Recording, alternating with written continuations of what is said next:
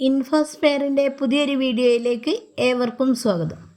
സംസ്ഥാനത്ത് ഓരോ വീടുകളിലേക്കും സംസ്ഥാന സർക്കാരിൻ്റെ സഹായം നമ്മുടെ പഞ്ചായത്ത് വഴിയും മുനിസിപ്പാലിറ്റി വഴിയും കോർപ്പറേഷൻ വഴിയും എത്തിച്ചേരാൻ പോകുന്നു.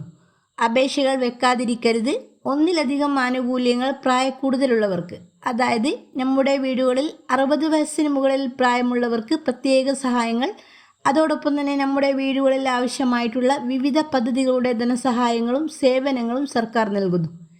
ഇപ്പോൾ നമ്മുടെ സംസ്ഥാനത്ത് വ്യക്തിഗത ഗുണഭോക്തൃ പദ്ധതികളിലേക്ക് ആളുകളെ തിരഞ്ഞെടുക്കുകയും അവരുടെ ഗുണഭോക്തൃ പട്ടികയ്ക്ക് അന്തിമ അംഗീകാരം ഉൾപ്പെടെ നൽകുകയും ചെയ്യുന്ന വാർഡ് സഭകളും ഗ്രാമസഭകളും ആരംഭിക്കുകയാണ്. ഇതിനൊക്കെ രേഖയായിട്ട് മുഖ്യമായും വേണ്ടത് റേഷൻ കാർഡും ഹരിത കർമ്മസേനയ്ക്ക് യൂസർ ഫീസായിട്ട് അടക്കുന്ന കാർഡുമാണ് വേണ്ടത്.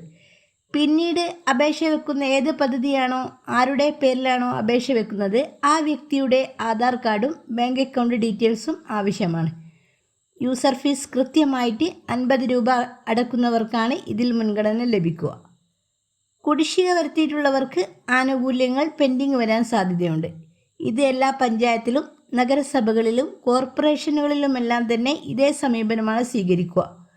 നിലവിലെ പദ്ധതികളെക്കുറിച്ച് നോക്കുകയാണെങ്കിൽ, പൊതുവായിട്ട് പറയുകയാണെങ്കിൽ 60 വയസ്സിന് മുകളിൽ പ്രായമുള്ളവർക്ക് ഊന്നുവടി, വീൽചെയർ, വാട്ടർ ബെഡ്, കട്ടില്, ഷുഗർ ചെക്ക് ചെയ്യുന്ന മെഷീൻ, പല്ലില്ലാത്തവർക്ക് പല്ല് വെച്ച് കൊടുക്കുന്ന വയോമന്ദഹാസം പദ്ധതി, അതുപോലെ കമ്പിളി പുതപ്പ്, ഇവയെല്ലാം തന്നെ 60 വയസ്സിന് മുകളിൽ പ്രായമുള്ളവർക്ക് വിതരണം ചെയ്യുന്നതാണ്.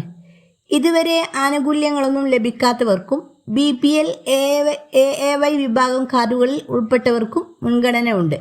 അതുപോലെ കൃത്യമായിട്ട് ഹരിതകർമ്മസേനയ്ക്ക് യൂസർ ഫീസ് അടക്കുന്നവർക്കും മുൻഗണന ഉണ്ടായിരിക്കും. APL, BPL വ്യത്യാസമില്ലാതെ 60 വയസ്സിന് മുകളിൽ പ്രായമുള്ളവർക്ക് ഈ ആനുകൂല്യങ്ങൾക്കൊക്കെ അപേക്ഷിക്കാവുന്നതാണ്. ഓരോ വാർഡിലും തിരഞ്ഞെടുക്കപ്പെടുന്ന നിശ്ചിത എണ്ണം ഗുണഭോക്താക്കൾ എന്ന രീതിയിലാണ് ആനുകൂല്യങ്ങൾ വിതരണം ചെയ്യുന്നത്.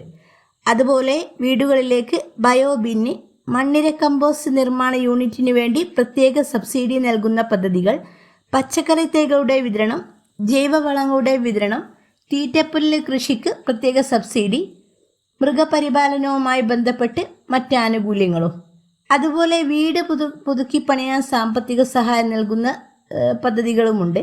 പിന്നോക്ക വിഭാഗത്തിലുള്ളവർക്ക് പ്രത്യേക ധനസഹായം, സ്കോളർഷിപ്പുകൾ, പഠനമുറി നിർമ്മാണത്തിന് 2 ലക്ഷം രൂപ, ഇങ്ങനെ വിവിധ തരം സ്കീമുകൾ ആവിഷ്കരിക്കുന്നുണ്ട്.